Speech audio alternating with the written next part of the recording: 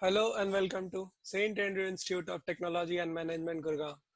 This is online lecture series and I am Rohit Raj from Civil Engineering Department. We are discussing irrigation engineering and this is 25th lecture and hope it would be last lecture for this course.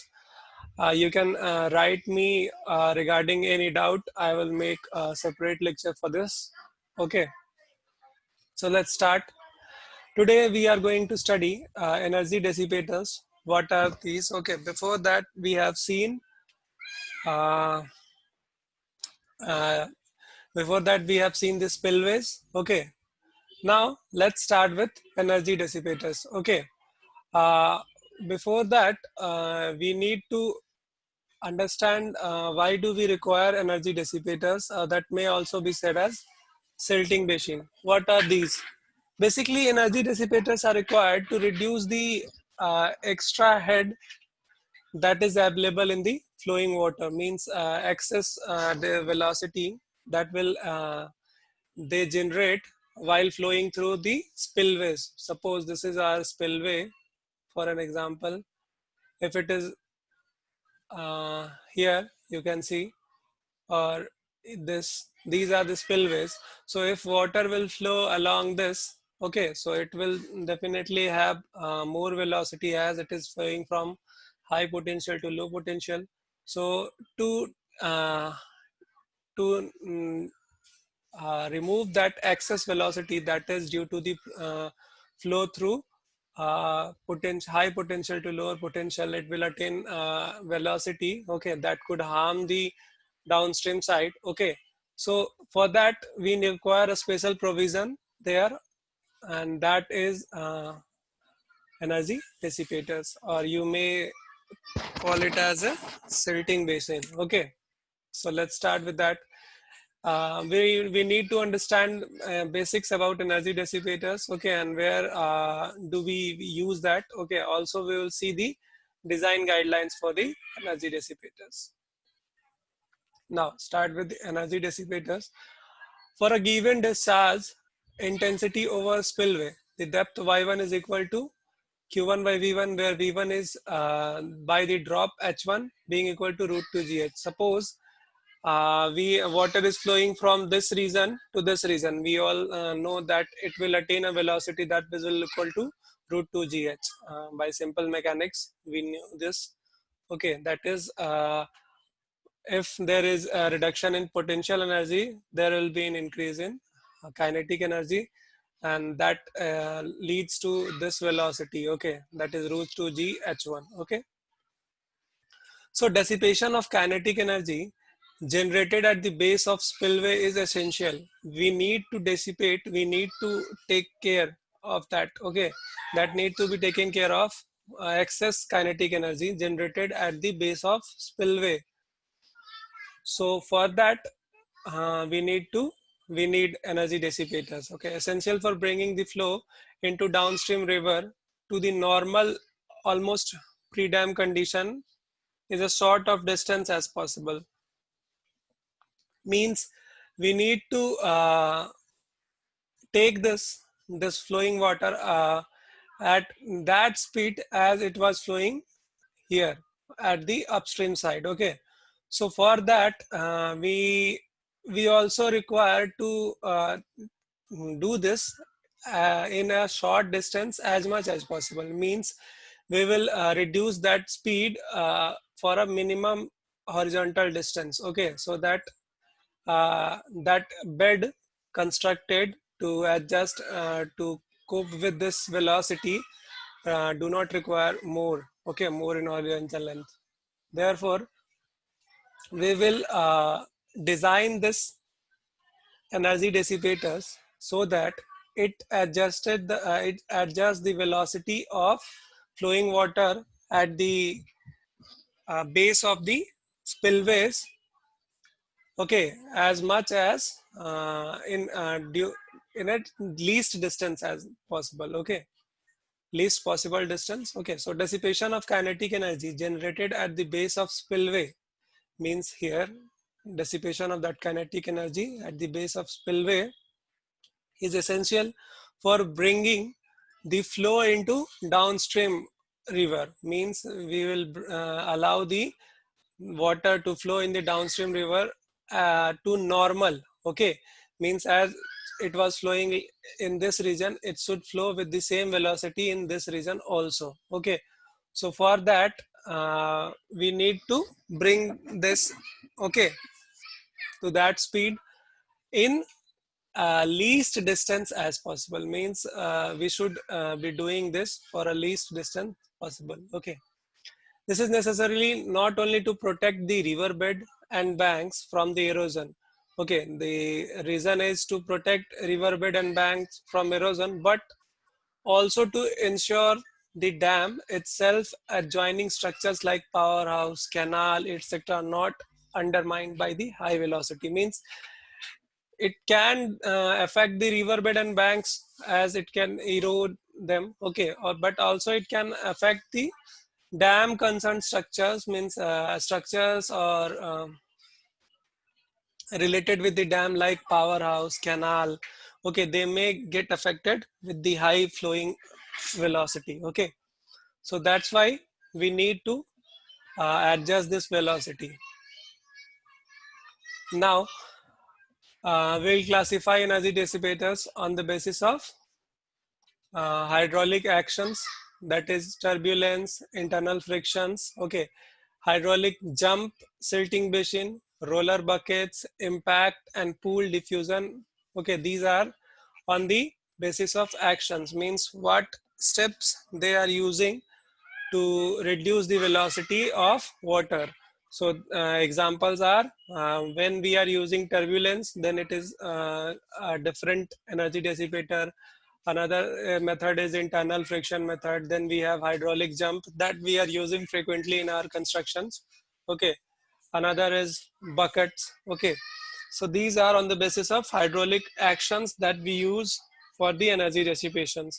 Another is on the mode of dissipations. Okay, so horizontal as in hydraulic jump, vertical as in sky jump buckets. Okay, means if the energy dissipation is in a horizontal flow, it is as it is in hydraulic jump, then it is another kind of energy dissipators.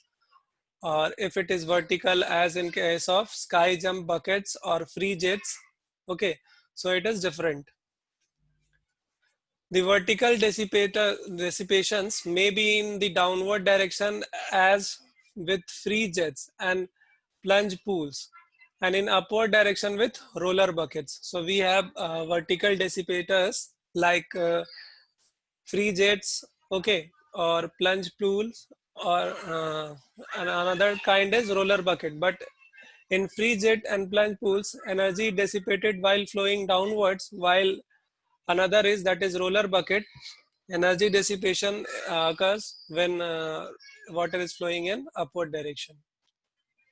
Now we have classification on the basis of geometry that involves suspended expansion, contraction, counteracting flows, impacts, etc. Means if we are allowing the water flowing through these structures, that is energy dissipators, in expanded form, means it expands in flowing while flowing through them, then it is expansion. Okay, if the width is reduced, then it is contraction. Okay, now if uh, based on the geometry of the structure, means the structure's geometry will classify energy dissipators as sooth blocks, okay, baffle piers, buckets. So these all are the examples of energy dissipators, and we will classify them according to first hydraulic action, then it is mode of dissipations, then by the geometry of flow, and then another is by the geometry of structure.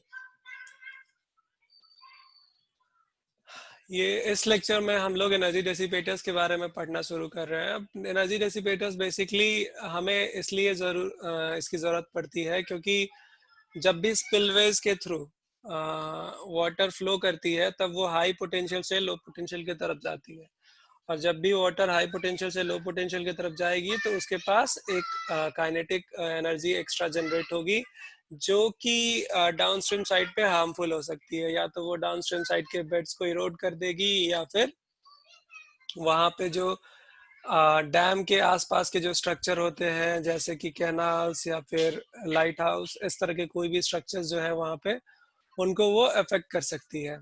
तो इसके लिए हमें इस access velocity को खत्म करना होगा और रिड्यूस करना होगा वेलोसिटी को। इस पर्टिकुलर पर्पस के लिए हम एनर्जी डेसिपेटर्स का यूज करते हैं।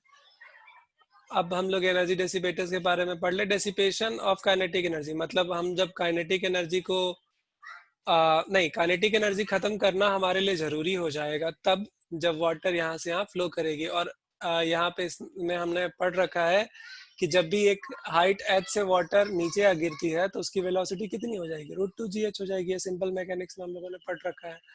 तो उससे हमें खत्म करना है, उसे खत्म करना है और कम से कम हॉरिजॉन्टल डिस्टेंस के लिए उसको कम करना है, ताकि हमें ये जो बेड डिजाइन करना होगा अपने हिसाब से, वो इस हिसाब से डिजाइन करना पड़े, कम से कम दूरी के लिए डिजाइन करना पड़े।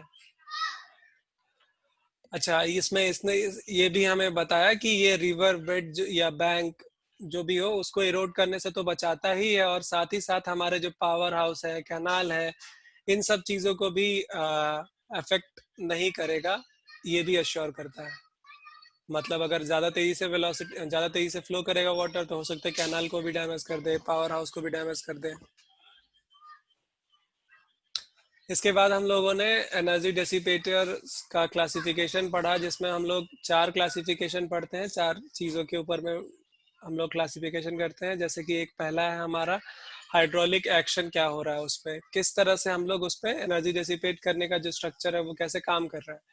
तो उसमें हम लोगों ने पढ़ा टर्ब्यूलेंस, इंटरनल फ्रिक्शन, या हाइड्रोलिक जंप, या फिर रोलर बकेट। ये है हाइड्रोलिक एक्शंस के ऊपर में हम लोग एनर्जी डेसिपेटर्स का classification.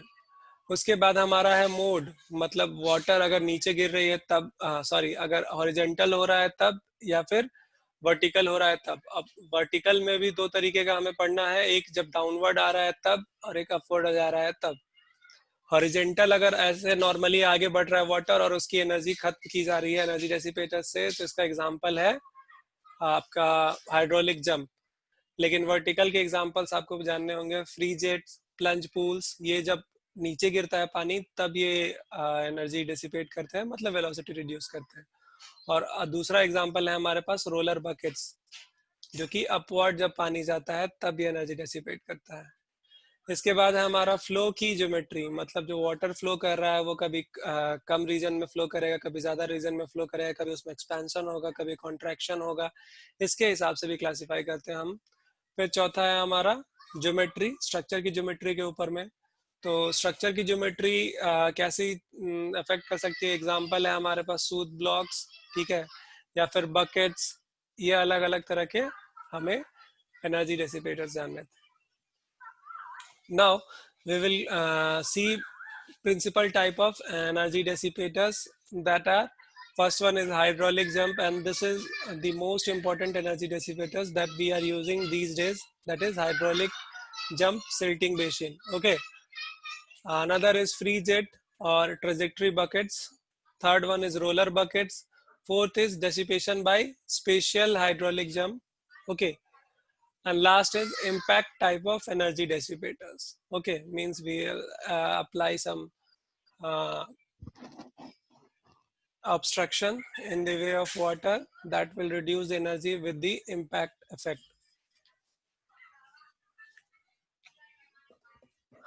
Now, how we will really relate the velocity at the upstream side and uh, after the energy dissipation. Okay, so we will use same Bernoulli's equation in the 2 points. Okay, here we have assumed 3 points, that is for the upstream side, then second one is just near the bottom of the spillway, and third point is after energy dissipation. So we will apply Bernoulli's equation for the 3 points, that is for this portion. Okay, one will apply here. then for this region, and then for this region. This is on the upstream side, this is downstream side, but near the spillways base, and this is after the energy dissipations. Okay, means after energy dissipators. Now, if we will apply Bernoulli's, then what will be? This is potential head, this is velocity head at upstream side, then this is potential head and velocity head at near the base of the spillway, and this is potential head, velocity head at the after the energy dissipators. So we'll apply same, and we will also use mass conservation. What is mass conservation? Basically, in hydraulic calculation, we use this as during any hydraulic phenomena, water is not going to end, or water is not going to reduce. Therefore, we can apply this mass conservation, that water flowing through this region will be equal to water flowing through this region, and same with this region. Okay, means once water is discharged through this region, it will definitely reach to this portion and this portion.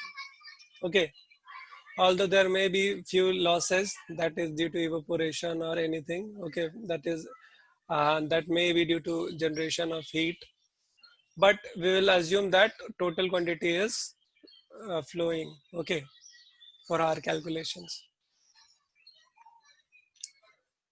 Now, in case of hydraulic jump intensity over spillway, the depth y1 is equal to q by v1, and v1 is determined with the dot.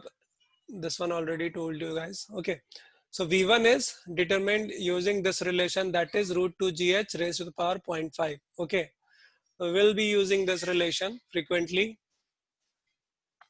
And now delta E can be calculated using the relation that is given over here, that is delta E, that is energy lost, can be calculated using this relation.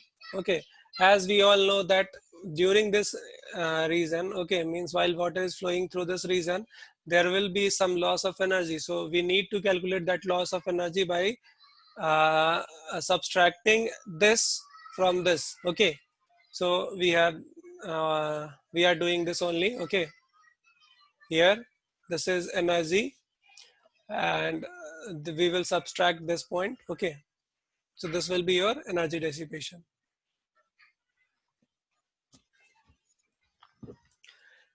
For a maximum discharge intensity, given height for a spillway y, the fixed, and thus y2 required for the formation of hydraulic jump is also fixed. Means we know already that for a maximum discharge, the height of spillway is fixed and y1 is also fixed. Thus, y2 required for the formation of hydraulic jump is also fixed. Means we have this height is fixed for the dam, and also this height is also fixed for the dam, that is downstream side. So if we know these two heights, then this height is also known to us. Okay, if it is fixed, then it is also fixed. If these are fixed, then it is also fixed.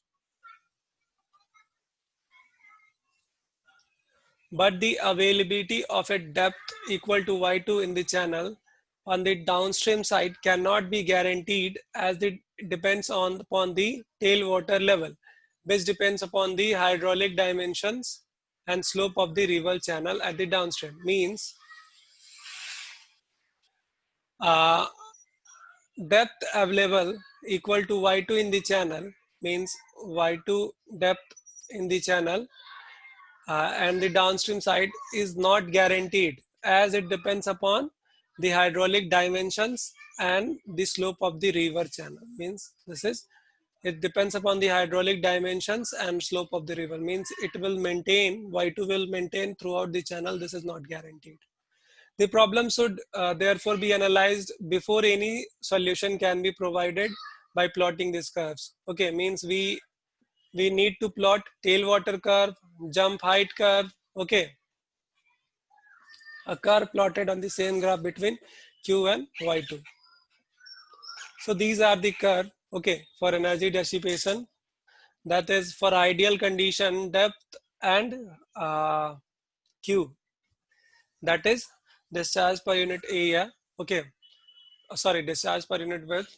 uh, so this should be like this, okay, but actually this is tailwater curve and this is jump, okay, this is jump curve, jump height curve, okay. So this is below this for a situation A, and for situation B it is above this.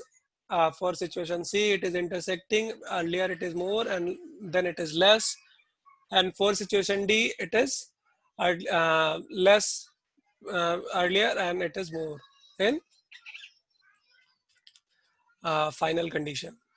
So we will see each of these, that is tailwater curve is above jump height curve for all the discharges in A. You can see tailwater curve is above the jump height curve, okay, jump height curve for all the discharges, okay, for this situation.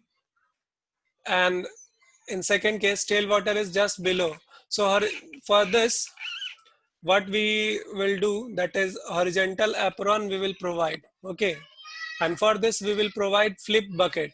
And if it is the tailwater curve is below GH curve for low discharges and above the GH curve is higher, so we'll provide slope come horizontal apron for low discharges and sloping portion for high discharges. Similarly, if it is low for low, if tailwater curve is higher than jump height curve for low discharges, then what we will do, we will provide energy dissipators as hydraulic jump apron and flip bucket.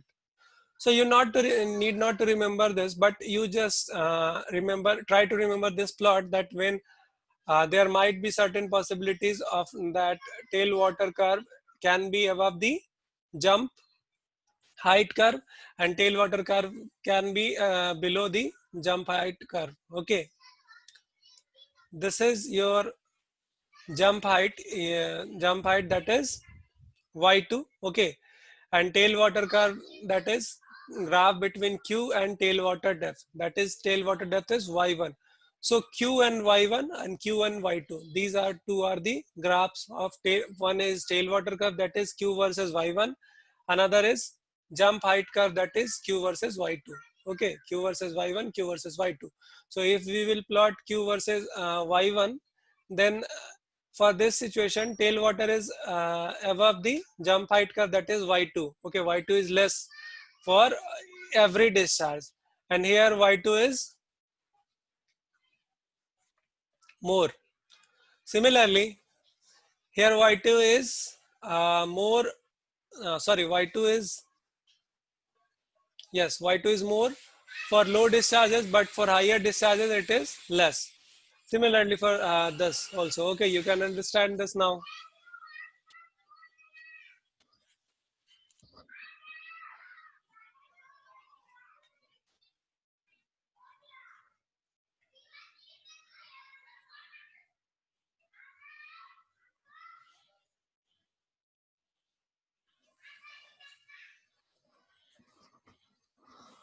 सो हम लोग basically आज different type of hydraulic jumps के बारे में देख लेते हैं, जैसे कि हाइड्रोलिक जंप सिल्टिंग बेसिन है, ठीक है, sorry, different type of energy dissipators के बारे में पढ़ लेंगे हम लोग, जिसमें सबसे पहला और सबसे इंपॉर्टेंट है हाइड्रोलिक जंप सिल्टिंग बेसिन, ठीक है। उसके बाद हमें फ्री जेट्स जानना है, रोलर बकेट जानना है, dissipation by special hydraulic jump पढ़ना है, और इम्पैक्ट टाइप एनर्जी डेसिपेटर पढ़ना है। अच्छा, ये बेसिकली हम लोग इसके जो एनालिसिस करेंगे वो किस बेसिस पे करेंगे, हम लोग बर्नौलीज थ्योरम लगाएंगे। बर्नौलीज थ्योरम कहाँ कहाँ लगाएंगे, एक तो सबसे पहले हेड पे, यहाँ पे, ठीक है, उसके बाद यहाँ पे जैसे ही वो टेल पे पहुंचेगा, और फिर लास्ट जो हम लोग लगाएंगे वो यहाँ पे, दैट इज y2 जंप के पास, ठीक है। तो ये रिलेशन हम लोग यूज कर सकते हैं डेल्टा ई निकालने के लिए, ये दोनों बराबर होंगे क्योंकि एनर्जी जो डेसिपेट होगा उसमें, और यहाँ पे जो टोटल हेड होगा उसको जोड़ के हम लोग इनिशियली जो हेड रहेगा वो निकाल सकते हैं। इसी रिलेशन को यूज करके हम लोग y2 या y1 में रिलेशन एस्टेब्लिश कर सकते हैं और ई भी, डेल्टा ई भी निकाल सकते हैं। अच्छा, इसके बाद हमें ये जानना है कि एनर्जी जो डिसिपेशन होता है वो जब हम लोग निकालेंगे तो y2 वहां पे चाहिए होगा हमें। तो y2 हम लोग ऐसे निकाल सकते कि हमारे पास हमेशा ही ये हाइट डैम की तो फिक्स रहती है और ये भी फिक्स रहती है, तो इन दोनों के फिक्स होने से फिर ये भी हमारा ऑलमोस्ट हर समय फिक्स होगा। मगर जानने लायक बात ये है कि ये हमेशा मेंटेन होगा कि नहीं, ये चीज रिवर के डायमेंशंस के ऊपर में डिपेंड करेगी। जरूरी नहीं है कि ये मेंटेन हो ही डाउनस्ट्रीम साइड के चैनल में। इसके बाद हमें दो कर्व जानना है जो कि टेल वाटर कर्व और जंप हाइट कर्व है। टेल वाटर कर्व बेसिकली क्या कहता है? टेल वाटर कर्व होता है प्लॉट y1 और q के बीच। q जो है हमारा फ्लो रेट है और y2 जो है हमारा जंप हाइट कर्व निकालने के लिए हमें y2 और q के बीच में प्लॉट बनाना होता है। अब इसके बाद हमारे पास चार सिचुएशन आता है। आइडियल सिचुएशन ये है कि जंप हाइट कर्व और टेल वाटर कर्व जो है दोनों कंसाइड करने चाहिए, लेकिन ऐसा होता नहीं है।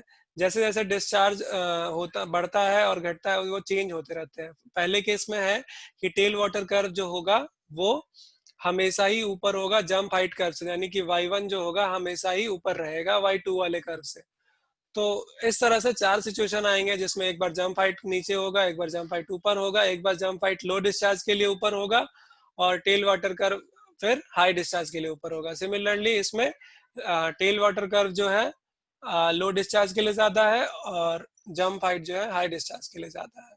आपको अभी पता है जंप हाइट क्या है और टेल वाटर का क्या है। टेल वाटर है y1, जंप हाइट है y2। इसकी प्लॉट हम लोग अगर क्यू के रिस्पेक्ट में करेंगे तो ये कर्व आएगा। ये चार अलग अलग सिचुएशंस है। इन चारों सिचुएशंस के लिए हमारे पास अलग अलग प्रोविजन है, ठीक है। जैसे कि पहले सिचुएशन के लिए हम लोग हॉरिजॉन्टल एप्रॉन प्रोवाइड करते हैं, दूसरे सिचुएशन के लिए हम लोग फ्लिप बकेट प्रोवाइड करेंगे, तीसरे सिचुएशन के लिए हम लोग हॉरिजॉन्टल स्लोपिंग एप्रॉन प्रोवाइड करेंगे, ठीक है।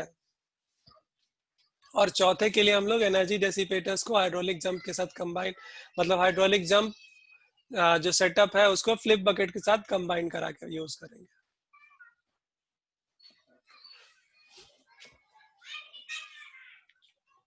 ये सब different type of hydraulic energy dissipators हैं। These all are the different energy dissipators, okay. We need not to study the detailed design of each, but you can see in briefly that energy dissipation when TW coincides with Y2. Okay, so this is a situation when these all coincide. Okay, that is, this will coincide.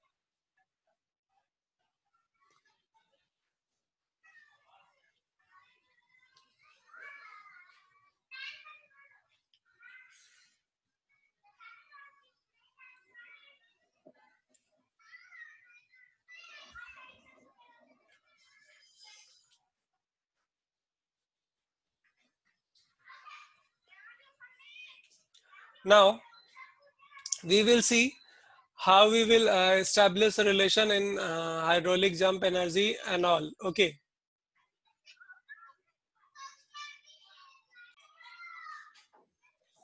So when we are using hydraulic jump as an energy dissipator, then we will use the relations for the hydraulic jump. That are, we have already idea about this. That is, for two depths, hydraulic jump relation is y2 by y1 half under root 1 plus 8 fr square minus 1. Okay, for these are the two depths. One is before and after the hydraulic jump.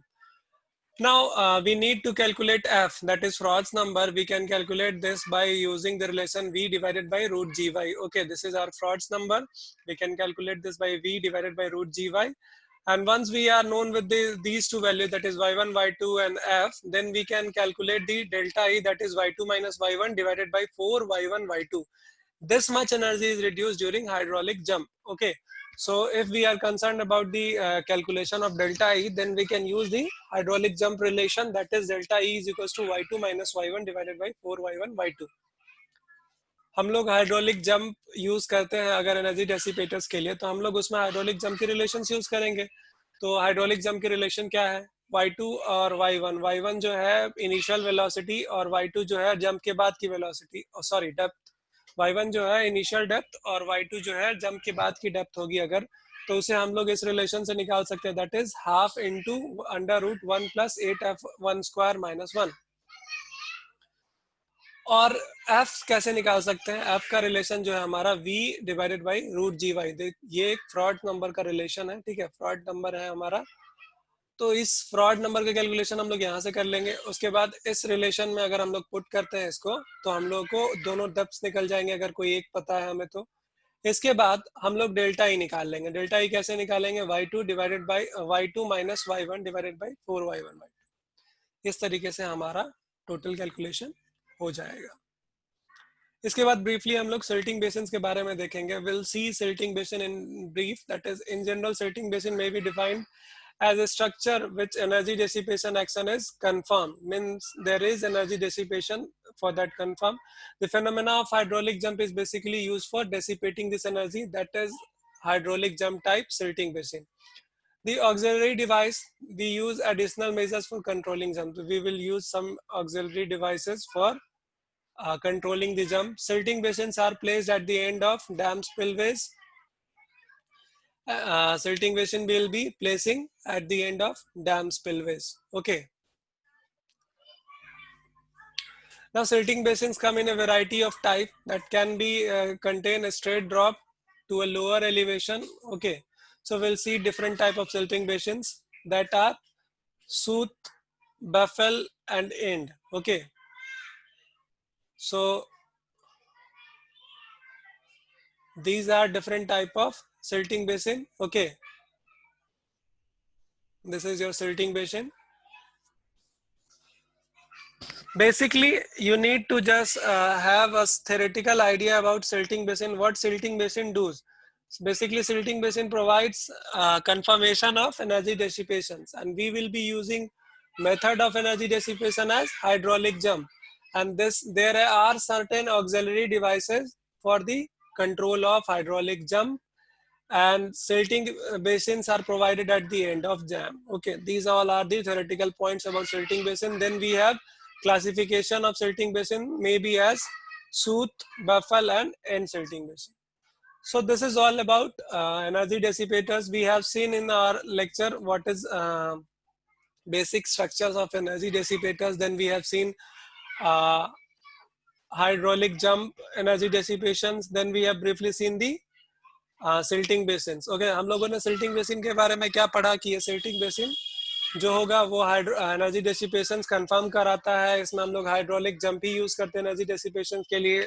कुछ auxiliary device हम लोग use करते हैं ताकि jump control कर सके. ये dam के एंड में प्रोवाइड करते हैं जिससे कि काइनेटिक एनर्जी को हम लोग कंट्रोल कर सके. ठीक है, और डिफरेंट टाइप्स भी पढ़े हम लोगों ने इसके, जैसे कि सूथ, बफल और एंड सेल. ठीक है, अगर कोई भी टॉपिक आपको लगे कि आपका छूट रहा है तो आप जरूर मुझे बताएं, मैं उसके लिए एक सेपरेट वीडियो लेक्चर बनाऊंगा. Till then, thank you for listening. Feel free to ask any doubt. You can contact on this number, you can mail on this mail ID, and do solve the question that I have given during the lectures, and I'll be sending you more questions for practice. Thank you.